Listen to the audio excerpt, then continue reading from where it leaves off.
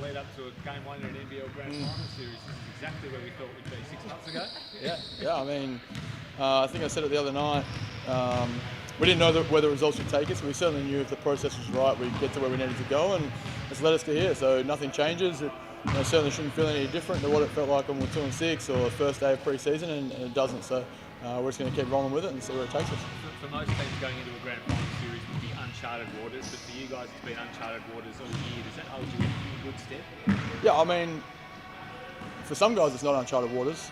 Sam McDaniel, Clint, myself, Scott, guys have played in playoffs before, so we're certainly banking on some of that experience. So, every year's a new year in the NBL. We've gone through lots of learning experiences as a group. Last week was a big one, and we think we learned a lot from it. So we just continue to learn and get better, and hopefully we'll grow into the series as well. And then obviously must be the belief that you can win it. The phrase or the slogan, "Why not us?" must be getting spoken about. Yeah, we've got the belief that when we do the right things, we play the right way, we can beat anyone, and the results will look after themselves. And I think I keep going back to Will Magnay and guys earlier in the year. We're not scared of anyone in any way. We obviously know Sydney are a talented team, but if we can get the game and the series on our terms, we certainly believe we can get the result. How special was Monday night, mate? And how long did you enjoy it for before you sort of got to move on to the next challenge? I didn't enjoy it very long. I had the Sydney scout in the bank, so I was ready to go, and it was awesome, mate. It's hard to describe. I've been really lucky in the last 6 years to be around some pretty big moments in Australian basketball, and that was certainly up there, particularly the fans and how we had support on a road game like that was something I'd never experienced before. And it's great to see the guys enjoy it. We sat down and had dinner and reminisced a little bit, but pretty quickly we shifted on to what's going to be a really tough series against Sydney. How annoying was yesterday and what you had to put up with the fights? Yeah, difficult challenge, but stuff out of control we can't control. We just got to move on, and the guys came in here today really focused, looking to get after it. So it was difficult, but unfortunately we can't control it.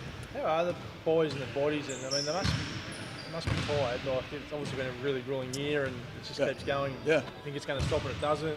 I know it's cliche, but I mean everyone's sore at this time of year. I'm sore. I don't even play, but I think we've got really good medical staff here. H and RC have done an unbelievable job. Touch wood. We probably had the healthiest squad bar Will all year, and that's holding us in good stead. We really felt like we ran that series out better than the defending champs, and certainly looked that way. And we're comfortable where we sit, and we'll regroup. We had a good day today. We've got another day tomorrow, and we'll be ready to go Friday night. What's your scouting of Sydney done? I mean, obviously know them pretty well. You played them 3 times. Yeah. League MVP, obviously, 2 other good imports. How do you stop this thing? The game's played in transition for them. It's if we can stop them in the first 8 seconds of the shot clock, we'll put ourselves in a really good spot. But certainly, if you get up and down with these guys, they're way too talented, and when they're comfortable, they're obviously extremely dangerous. So a lot of our focus will be in D-trans and trying to slow that down. I think they know that. I think it's a battle of 2 different styles, and whoever can get their style is going to come out with the fruits. What happened with Josh at half-time? Obviously, he was fired up going into the break. Which one? Josh Adams. Adams, sorry. yeah. Obviously needed to calm him down, but he came back and just did what he did. Was something said to him at half-time or anything like that? Or? I mean, JA's biggest strength is his willingness to play on the edge, and you need guys like that this time of year. He puts a lot of pressure on himself, I think, internally, and he has high expectations of himself, and he delivers in big moments. So, he's got a great group of guys around him that support him, and we support all personalities in this group. And they got around him, but not much changes with JA. He's shown his ability to be able to stay in games. He gets all the coverages in the world. He had, I think, the best defensive player in the league, Shaylee, chasing him around, giving him fits. And you would have seen after the game, the first thing JA did was went up and shake Shaylee's hand after the game. That was a tough dude to get his hands on, and it's going to be the same with Wani Swacker this week. So he's going to get all the attention, and he's going to keep playing through it. And over the course of a 5-game series, you'll see his best come to the table. Now you're here at this time of the year, does the focus change at training and I guess what's in the words and the things that you are looking at this morning session? No, we spoke about it this morning. Hopefully we haven't changed at all. That's the idea. And there's 2 things this time of year: it's doing the little things, which is cliche in sport, but it's also doing what got you here and doing it really well. It's not trying to fix on your weaknesses now. It's not trying to change anything crazy. It's just we got here because we're together and we play hard. And if we do those 2 things really well, we'll be all right.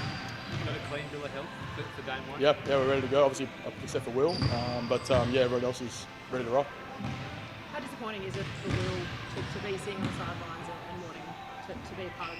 He's so embedded in the group anyway, but you'd love him to be playing. Obviously. Yeah, I mean, extremely difficult for him, but I'm so proud of him. I think people forget how young he is. He's a 23-year-old kid, and the way he's been able to stay involved and really be a sounding board for these guys. Like Will's played in some big games. He was tremendous for us last year in Perth in a playoff series, and guys are using his experience, and he's been there for them at every step of the way. And it's great to have him on the road. It's great to have him around the group.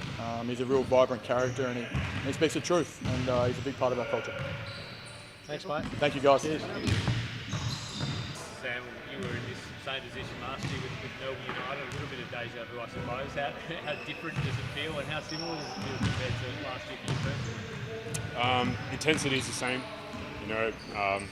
The play always goes up a level in terms of intensity and defense when it comes to the playoffs, semi-finals, and then goes up another level when it comes to the grand final. But yeah, there's a huge contrast in the teams. Last year it was built on offensive firepower and a lot of big names, and this year it's built on grit and grind and playing defense and relying on our incredible home fans to hype us up as well. How's the buzz across the group at the moment? Going into a grand final, it's extremely exciting. The whole state seems to be behind you. There must be a little bit of electricity in the air, I suppose. Oh, absolutely. It's everywhere we go. This morning I got a coffee, and the people at the coffee shop were saying congratulations and just wishing us the best. And I think that's a statewide thing. Everyone's proud, we're proud, but we also feel like the job's not finished, and we really want this championship.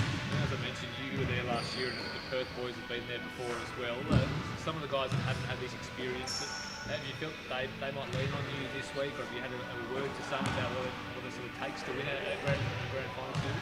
Yeah, I mean, the only thing I've really been preaching is just like I said, the raise of intensity and the physicality. I think you saw that with when we played Melbourne.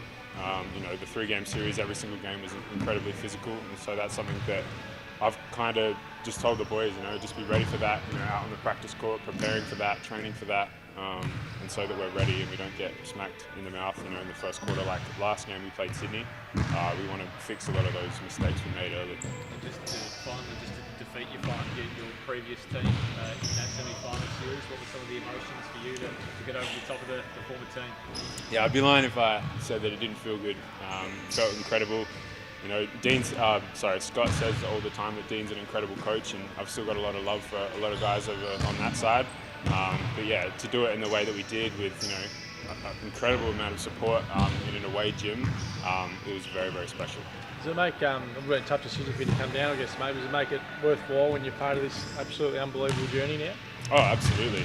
I think kind of regardless what happened, it was going to be worthwhile for me, just in terms of some things off the court. But to have a team like we've got this year and a bunch of guys who love each other the way that we do, and having the coach of the year and incredible staff all around, and to achieve the things that we've achieved so far, makes it very worthwhile. Absolutely.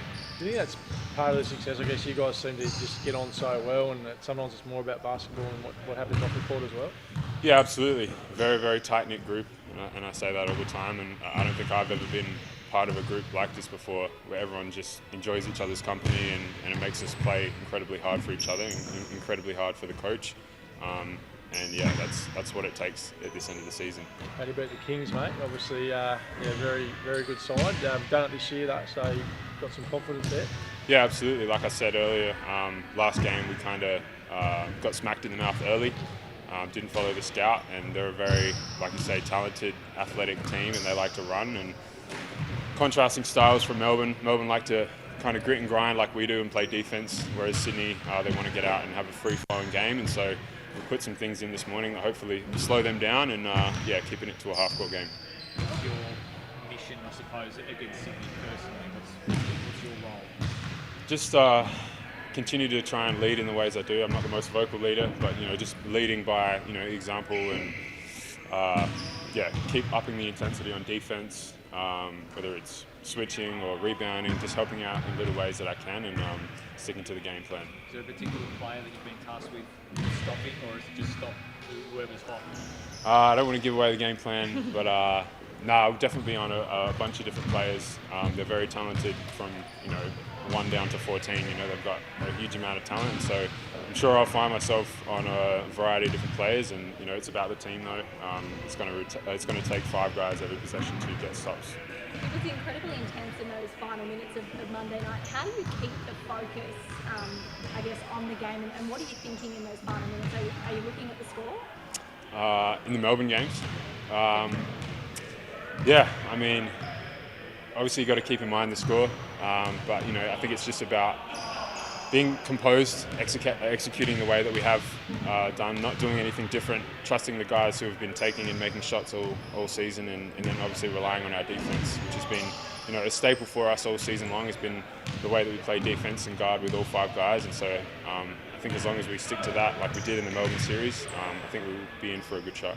As a Tasmanian-born player, what would it mean to bring an NBL championship to this state? Oh, incredible, man.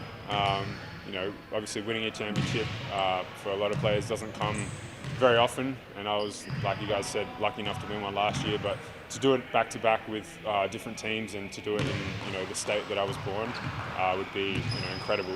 Got my family here and got a lot of support all around the country and stuff, so just for the team and for the state in general would just be a very proud moment. And mate, I said to Jacob, how's the sort of energy levels? I guess obviously it's been a long campaign, but you're still going, and boys, I guess this gives you something to obviously play for and keep you up and about. Yeah, absolutely. You shouldn't need too much motivation when there's a championship on the line, and when you've come, as far as we've coming from 2-6.